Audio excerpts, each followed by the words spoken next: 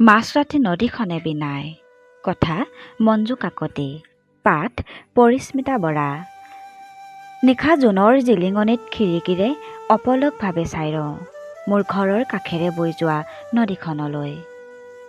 মাছৰাতি নদীখনে বিনাই, বিষাদৰ বোজা কঢ়িয়াই, জীৱনৰ বহু ৰহস্য নৈৰ বুকুত লুকুৱাই থয়, যাৰ সোঁতত কিছুমান মুহূৰ্ত উটি যায়।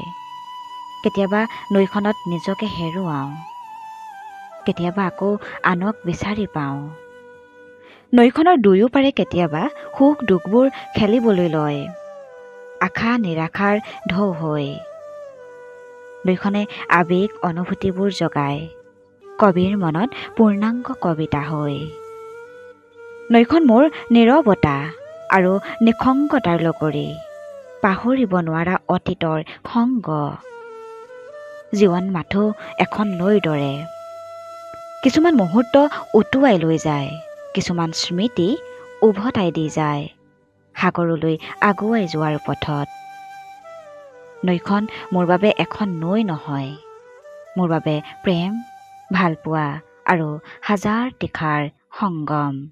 ধন্যবাদ।